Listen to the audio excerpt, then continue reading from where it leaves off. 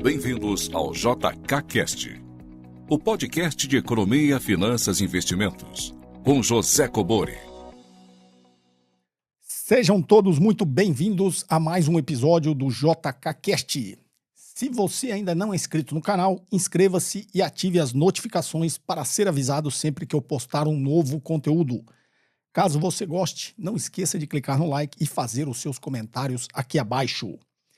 Perguntas em áudio e texto para o WhatsApp 11 95 550 0005. Perguntas entre 40 segundos e 1 minuto, se identificando de onde você fala e gravando de locais silenciosos. Pessoal, se você ainda não votou no prêmio IBEST, o link vai estar aqui na descrição, tá? Eu já estou lá no top 3 e a votação, se não me engano, até 9 de janeiro. É para eleger o vencedor do Prêmio IBEST na categoria Influenciador de Economia e Negócios. Caso você julgue que eu seja merecedor do seu voto, o link está aqui na descrição do vídeo. Sem mais delongas, vamos aqui à nossa primeira pergunta. Olá, professor Cobori, que é o Hugo de Brasília. Eu sigo um deputado de direita, eu acho sempre importante, né, ouvir os dois lados, chamado Leonardo Siqueira.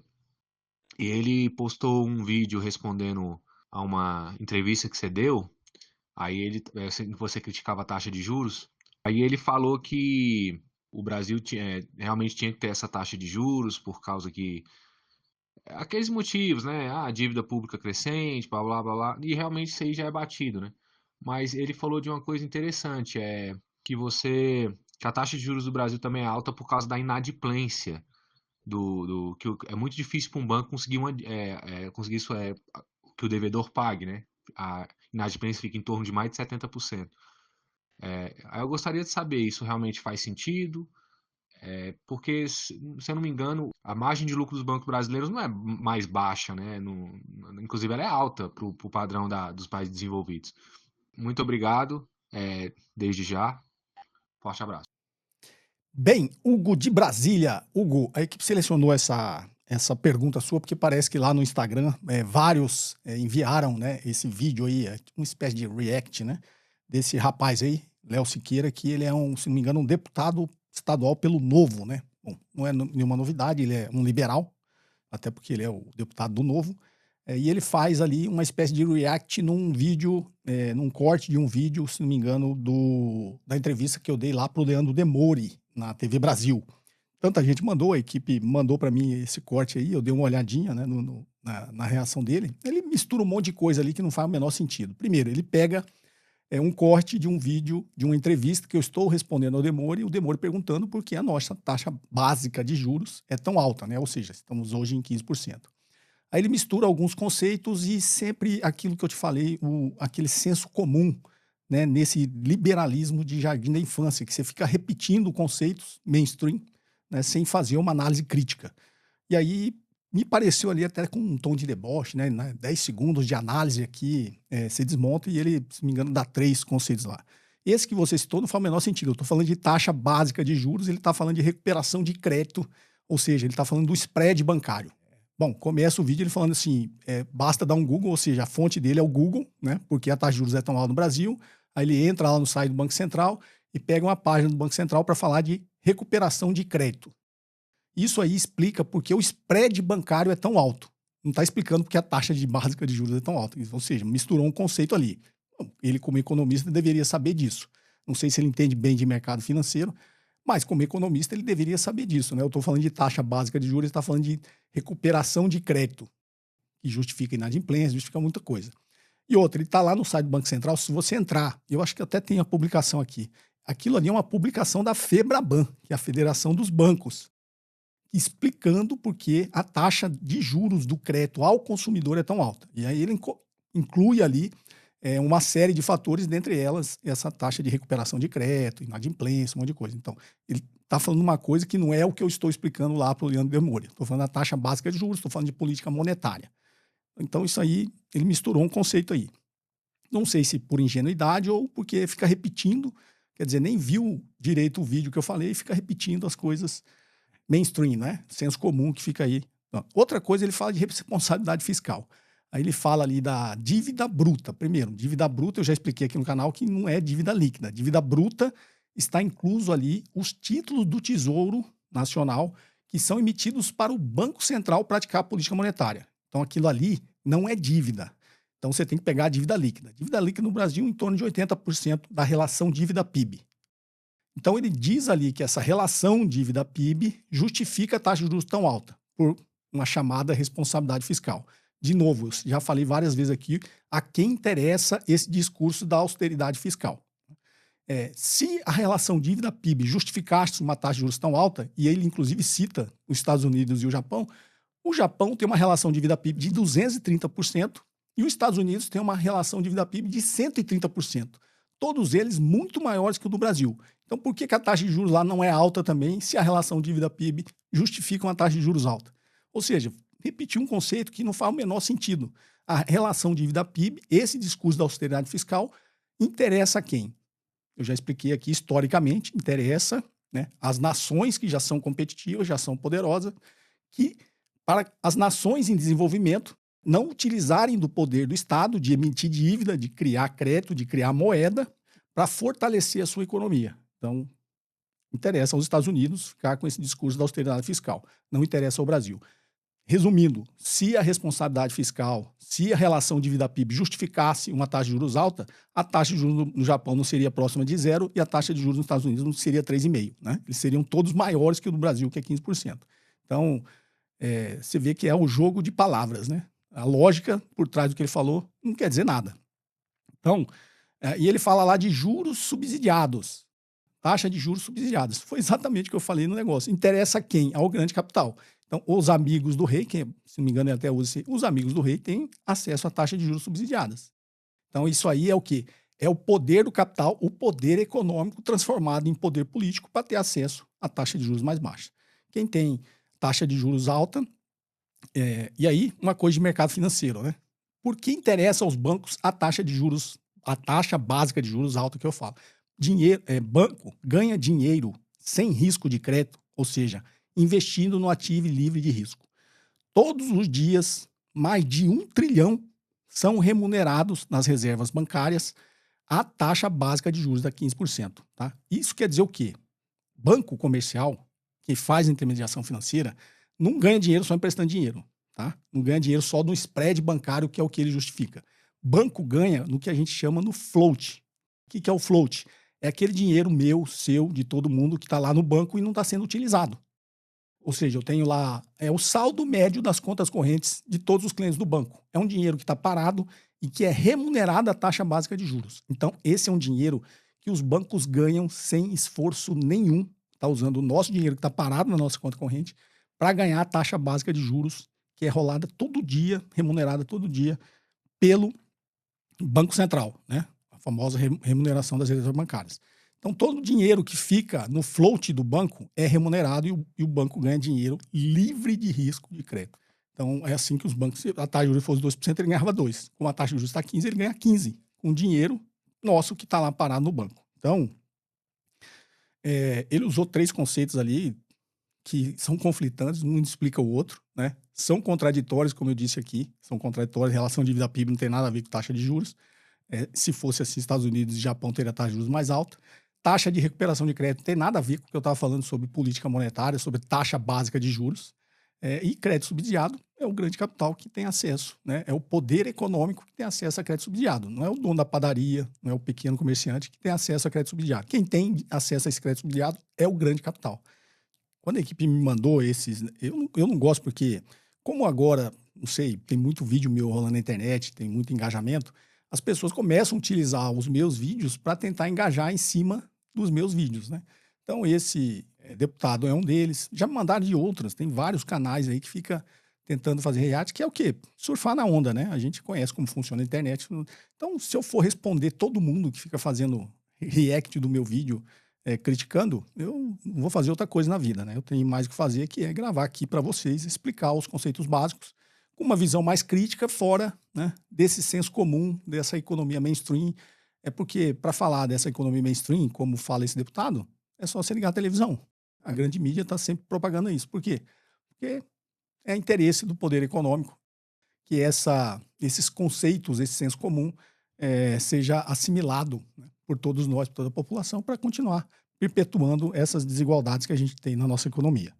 Então, como muitos mandaram e vocês enviaram essa pergunta aqui, eu respondo dessa forma. Espero ter explicado esses conceitos. Vamos aqui à próxima pergunta.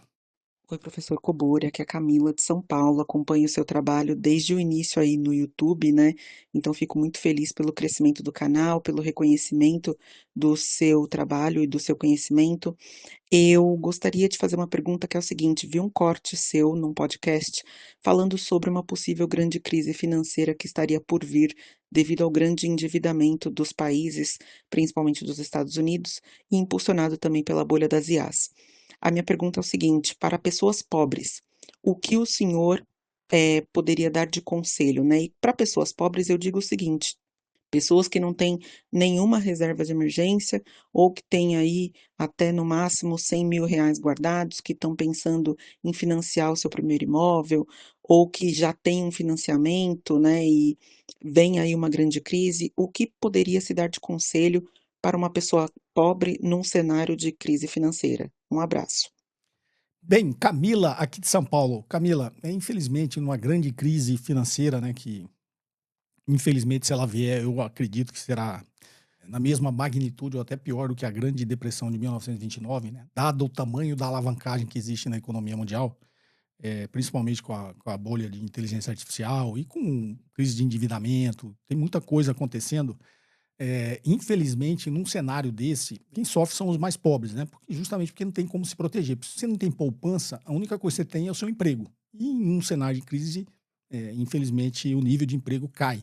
Por isso, essa preocupação, né? Porque a economia vai se alavancando, e quem está ganhando dinheiro com isso é quem é rico, né? Quem já tem capital, quem pode aproveitar, né, dessa onda de euforia que existe, que as pessoas vão ganhando dinheiro, capital fictício, né? Com investimento em bolsa, com investimento em bolha de inteligência artificial, com vários outros tipos de investimento que quem só aproveita esses movimentos de euforia é quem tem muito dinheiro. E depois, quando vem esse processo que eu chamo de desalavancagem geral, quem sofre são os mais pobres, porque isso acaba tendo um reflexo na economia real, né? Por quê? Porque quando se explode uma bolha, como foi todas as crises financeiras, né? Como a gente se lembra da crise subprime, com a quebra da bolha das .com e com, eventualmente, uma nova crise financeira, você tem uma grande crise de liquidez. O que é crise de liquidez?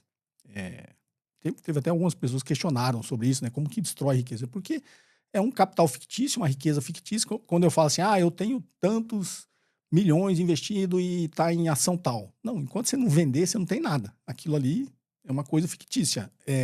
O movimento da bolsa, você imagine, uma empresa que vale lá 100 bilhões, né? Por dia lá são negociados alguns milhões. Então, aqueles alguns milhões que são negociados determinam o valor do capital todo da empresa. Por isso que eles falam nesse negócio de capitalização de mercado.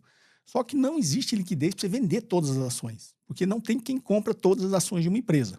Então, 1%, 0,5% das ações da empresa estão sendo negociadas todo dia, é o que está determinando o valor de 100% das ações.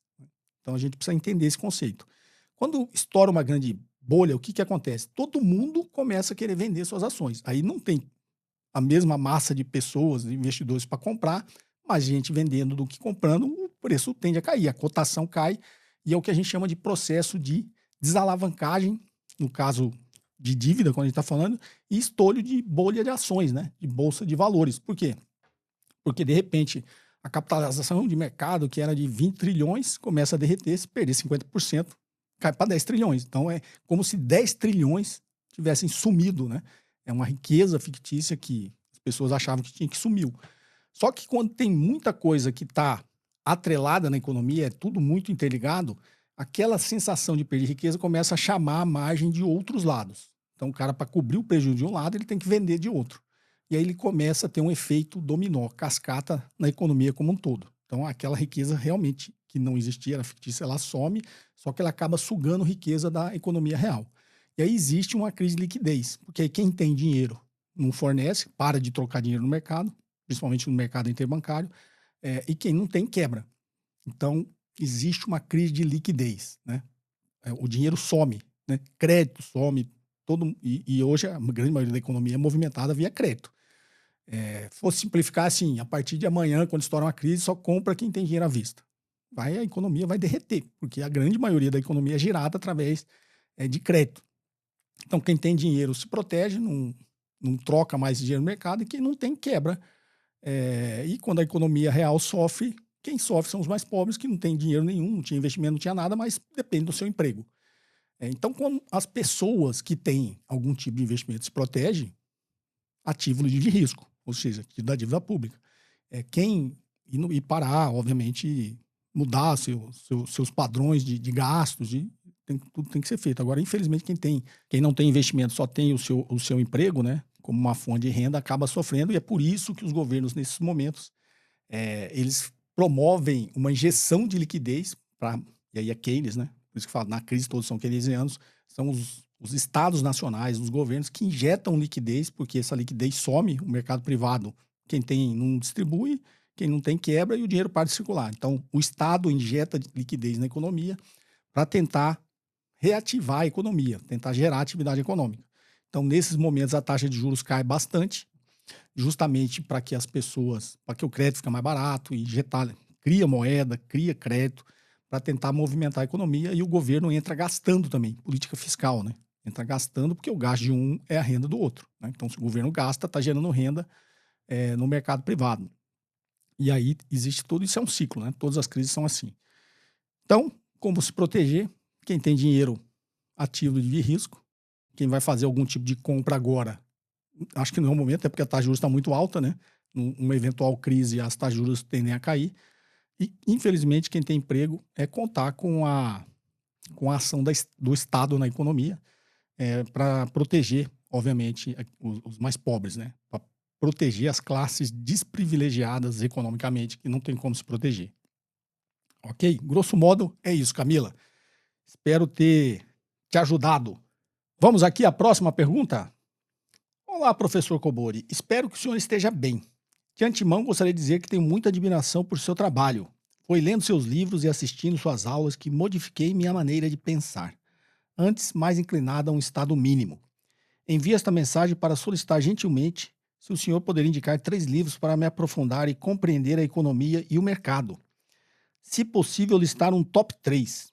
Muito obrigado pelo conteúdo de qualidade que propaga.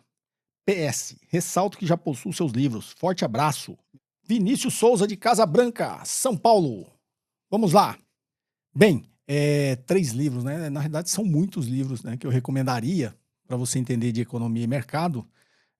Mas eu até separei alguns aqui. Economia e Mercado, esse aqui é um clássico, tá? Eu sempre recomendo, se você puder ler. É difícil de achar esse livro, mas de repente você acha em algum sebo. É do Yuman Minsky, Estabilizando uma Economia Instável. A inclinação natural das economias de mercado complexas e globais em direção à instabilidade. Inclusive, se você ler, você vai... Tem muita gente preocupada com a crise financeira que está vindo aí, aqui explica muito disso, tá? Explica esses ciclos. Um mais recente aqui, que eu gosto também, que eu já citei aqui também, Povo, Poder e Lucro, Capitalismo Progressista para uma Era de Descontentamento, do Joseph Stiglitz. Esse é muito bom. O clássico, Teoria Geral, né, do Keynes, eu recomendo também. Separei aqui alguns...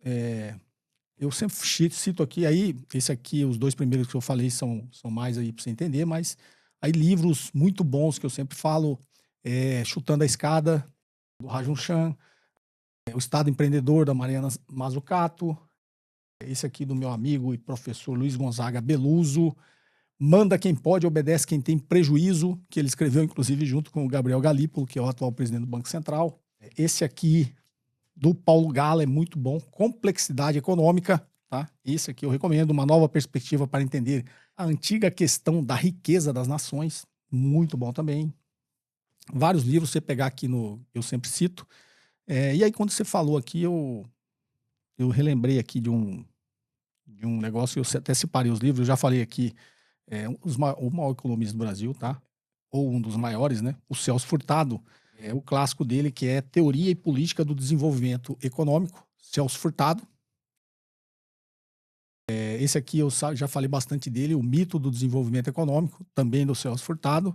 E o clássico dele, Formação Econômica do Brasil. E aí, isso aqui me lembra aqui, até na primeira pergunta, que esse deputado aí do Novo, num debate com o Elias Jabbour, Pra você ver como os liberais brasileiros, eles amam os Estados Unidos cegamente, né? Coisas que talvez nem os americanos acreditem mais e eles ainda continuam defendendo. E ele cita lá a passagem do Douglas North, num famoso embate que ele teve com o Celso Furtado, né? E esse livro, Celso Furtado, explica muita coisa, tá? Formação econômica do Brasil. Explicava por que o Nordeste era subdesenvolvido em relação ao resto do país. E ele defende essa posição do Douglas North, que na década de 60, quando teve essa discussão, né, esse embate com o Celso Furtado, inclusive ele fala que o Douglas North ganhou o Nobel.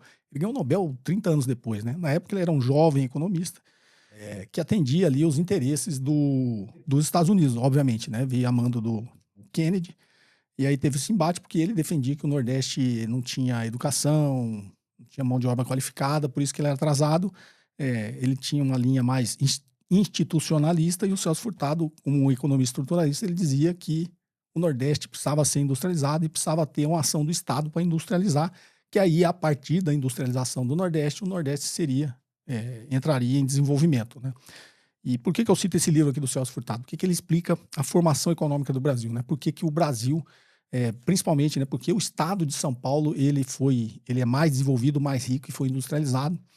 E ele explica justamente existiam a escravidão no Brasil, né? Ele explica toda essa formação econômica. No Nordeste, mais baseado em cana-de-açúcar, algodão, né? E até na corrida do ouro. E aqui mais para o Sudeste, para o Sul, o café, né? E ele mostra ali que veio, para quem conhece São Paulo e Rio aqui, pela Presidente Dutra, né? Passando ali para Taubaté, veio a indústria escravagista, né? Na época da escravidão, a indústria cafeeira era toda escravagista. E aqui em São Paulo, que com a imigração italiana e japonesa, né? Inclusive tem uma parte que eu falo aqui de um filme que fala, né, da imigração japonesa, chama Gaidin, que o protagonista é até o Antônio Fagundes, né, com o Gianfrancesco Guarnieri, né, que mostra toda essa parte da imigração italiana e japonesa, que eles também passaram por uma espécie de escravidão aqui no início, mas depois virou mão de obra assalariada aqui em São Paulo. Então, enquanto a mão de obra era de escravos no Rio de Janeiro, aqui em São Paulo já começou a ter uma mão de obra assalariada. E a mão de obra assalariada, ou seja, a renda, permitiu que existisse um mercado e o estado de São Paulo, a cidade de São Paulo primeiro, depois o estado, se industrializasse. Por isso que o estado de São Paulo é o estado mais rico. Isso a gente tem que estudar a história, né? E no livro Celso Furtado ele explica bem isso. E a cultura da cana-de-açúcar, né, dos grandes latifúndios de cana-de-açúcar, de algodão, que era de mão de obra escrava, manteve o Nordeste ainda mais atrasado, né? Porque não tinha mercado lá, como que vai se industrializar se você não tem mercado? E aí você vê os insights, né? Eu até lembro aqui, quando eu falei da escala 6x1, o Império Britânico, lá no passado, né, eles pressionaram para que o Brasil acabasse com a escravidão. Porque os ingleses são bonzinhos? Não, porque se você acaba com a escravidão e você passa a remunerar, você ter mão de obra assalariada, você passa a ter mercado. E o Império Britânico foi a primeira Revolução Industrial, e o Império Britânico tinha interesse que o Brasil tivesse mercado para ele distribuir os seus produtos, né? Eu costumo brincar sempre com um exemplo simples, né? Sei lá, você tem lá 500 grandes fazendeiros, né? 500 grandes fazendeiros só vão comprar 500 pares de sapato, né? Se cada um tiver um, né? Um exemplo simples. Então, para a Inglaterra era muito melhor, né, que tivesse acabasse a escravidão, tivesse uma mão de obra assalariada, porque ele não quer vender só 500 pares de sapato, 500 camisas, a indústria têxtil, né, na Inglaterra era muito forte. Eles não querem vender só 500 pares de sapato, 500 camisas, eles querem vender 1 milhão, 10 milhões de pares de sapatos, né? Então, se você passa a ter mão de obra assalariada, você passa a ter consumidores. Então, o Império Britânico pressionou o Brasil a acabar com a escravidão, não é porque eles eram contra a escravidão, é porque eles queriam ter mercado para distribuir os seus produtos, né? Já que eles já eram uma nação industrializada. Eles precisavam, né, de colônias pelo resto do mundo para consumir os seus produtos. Daí também, curiosidade, vem aquela expressão que a gente usa até hoje, para inglês ver, né? Inglês ver porque nessa pressão o Brasil suspendeu ali o tráfico de escravo, para inglês ver, mas passou fazendo o tráfico de escravos clandestinamente, né, para tentar enganar a Inglaterra, porque a Inglaterra queria que acabasse com a escravidão. Então, essa expressão para inglês ver foi uma lei lá que passaram lá no passado, foi para inglês ver, né, que é exatamente uma curiosidade, tá? Então, desculpa que se eu me perdi, mas citando os livros, né? E esse livro do Celso Furtado descreve bastante. Eu lembrei da primeira pergunta, porque nesse debate com Elia Jabbour, esse deputado aí, ele demonstra, primeiro, um desconhecimento da história econômica do Brasil, demonstra essa adoração, né, por economistas estadunidenses, como era o caso do Douglas North, como se ele tivesse com toda a razão e o Celso Furtado tivesse errado. Não, o Celso Furtado está certo e continua estando certo, e se tivesse implementado a visão dele nessa época, desde a década de 60, o Brasil seria outro, tá? Só para fazer essa pontuação.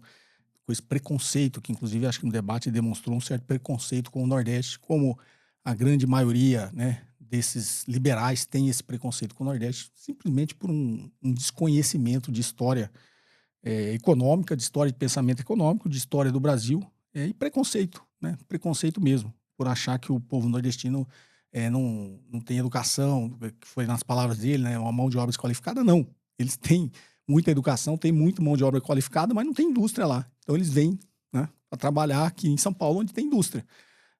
E quando você pega o Brasil como um todo, a gente forma grandes engenheiros, né, grandes cientistas que não têm emprego aqui no Brasil, né? A gente não tem indústria, a gente se desindustrializou, a gente não está na fronteira tecnológica.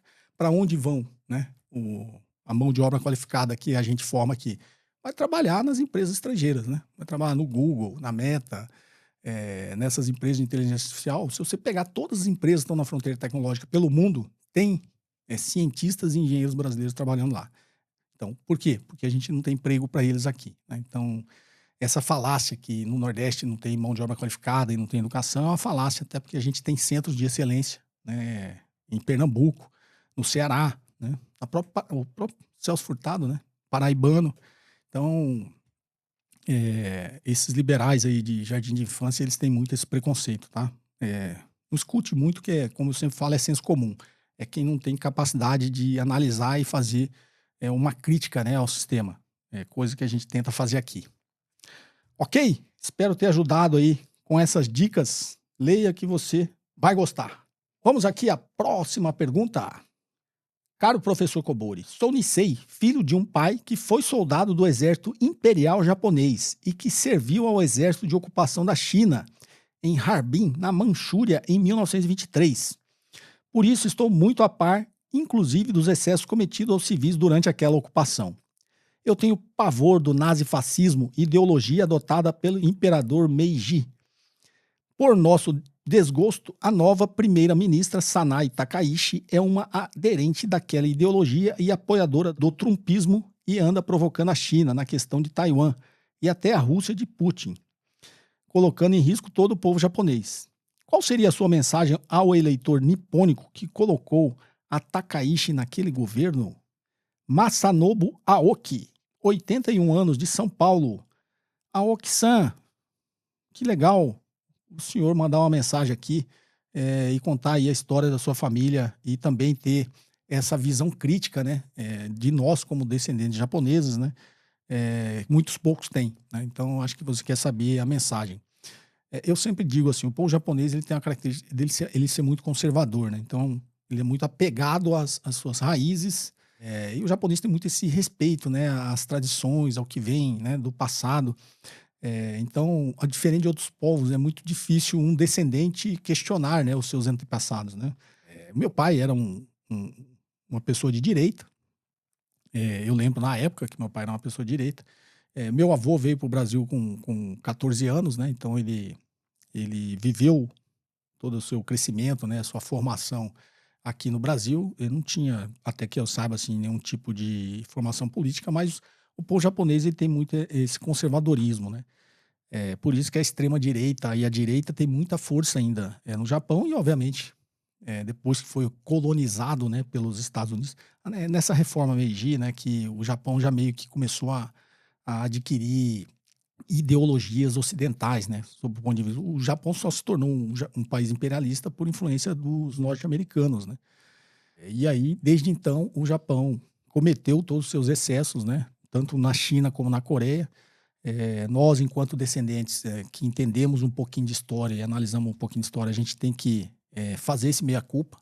Eu acho que todo povo, né, que passou por isso, assim como os alemães, né, tem muitos alemães hoje que têm essa visão de história e são completamente contra o que aconteceu, né? O que os nazistas na Alemanha implementaram, né? O próprio agora que a gente vê, né, em Israel, né? Muitos judeus que são críticos, né? Essa linha da extrema-direita do governo israelense. Inclusive meu amigo Breno Altman, semana que vem eu vou estar lá. É um grande crítico, muito corajoso, né? Muito conhecedor de história e um humanista, assim, louvável e admirável. Então, assim, ele como judeu critica o Estado de Israel, você vê muito alemão critica o Estado nazista, muitos italianos criticam o Estado fascista italiano, e nós, como descendentes japoneses, temos que criticar também essa era fascista imperialista do povo japonês, né? Mas esses resquícios ficam na sociedade. E é triste isso, porque é um movimento que a gente está vendo no mundo inteiro, né? Em todos os países, essa ascensão da extrema-direita. E agora, no Japão, o sinal foi a eleição dessa primeira-ministra, a Takaishi, né? A Sanai Takaishi. Quebrando até um longo silêncio aí do povo japonês, que já deveria ter pedido perdão, né? Pelos excessos que cometeram, devem perdão à China e à Coreia. E ao invés dela, né, seguir nessa linha, mesmo que não pedir perdão como nenhum pediu, mas aí passar a atacar a China, né, a se intrometer em assuntos que não lhe diz respeito, porque Taiwan, inclusive, foi invadida pelo Império Japonês, né, como você citou aqui, é um caminho muito perigoso. Eu acho que o Japão não deveria ficar dando esses recados, primeiro, por um passado desprezável, né, do imperialismo japonês, mas dando recado pelos Estados Unidos, nessa guerra geopolítica que agora os Estados Unidos trava com a China. E o Japão, talvez, tentando agradar, né, a Donald Trump, faz esse tipo de movimento. O Japão não tem nada que se intrometer com os assuntos do governo do Estado chinês. Taiwan é da China, sempre foi. Sempre cito aqui do passado o que aconteceu lá em Taiwan, né, com a guerra. Primeiro, o Império Japonês invadiu, depois da terminada a Segunda Guerra, retornada a Guerra Civil e a vitória da Revolução Comunista, o Chiang Kai-shek fugiu para Taiwan, né, e formou o Estado, teoricamente, né, uma província ali rebelde, né, independente da China. A China nunca reconheceu essa independência, então é uma discussão que cabe à China, né? Não cabe aos outros países do mundo ficar fazendo esse tipo de discussão lá, tentando interferir nos assuntos do Estado chinês. Então, o recado que eu dou é muito mais difícil, né, que eu dou esse recado aqui como brasileiro, para que nós sejamos mais críticos. É muito mais difícil, né, o descendente japonês ser crítico, porque lá a gente tem um negócio de hierarquia, né, de respeito aos seus antepassados, que é um grande problema. Eu até citei aqui ultimamente o livro do Emmanuel Todd, né, A Derrota do Ocidente. Ele cita muito essa estrutura da civilização japonesa, né, a estrutura familiar, que ele chama de família Soshi, né, que algumas hierarquias que existem nas famílias, na sociedade japonesa, eu acho que tornam mais difícil essa visão crítica, né, dos mais jovens e dos descendentes japoneses aqui no Brasil, ou os mais jovens lá no Japão, de criticar o passado, né, seus antepassados aí, e tentar evoluir, né, enquanto civilização, enquanto sociedade. Mas eu sou um otimista, acho que no limite, entre altos e baixos, né, entre crises, guerras e tudo que acontece, a humanidade como um todo deveria tender a evoluir, tá? Acho que esse seria o meu recado. Então, se você é descendente de japonês, se você é japonês, se você está no Japão, está no Brasil, o recado que eu passo é esse, né? Tenha um pouco de visão mais crítica, de quebrar, né, essa visão de abaixar a cabeça, né? E não questionar os seus antepassados, tá? Espero ter respondido aqui a sua dúvida, Aoki-san. Foi mais na realidade não foi nem uma dúvida, né? Foi mais um conselho. Quem sou eu para dar um conselho a um senhor de 81 anos? Então eu agradeço aqui a sua mensagem. Espero ter contribuído aí com um pouquinho dessa angústia que você sofre, assim como eu, quando a gente está falando do povo japonês. Ok? Esse episódio fica por aqui. Espero que vocês tenham apreciado. Se você ainda não é inscrito no canal, inscreva-se e ative as notificações para ser avisado sempre que eu postar um novo conteúdo. Caso você goste, não esqueça de clicar no like e fazer os seus comentários aqui abaixo. Um forte abraço e até o próximo episódio. Você ouviu mais um episódio de JK Cast, o podcast de economia, finanças e investimentos com José Cobori.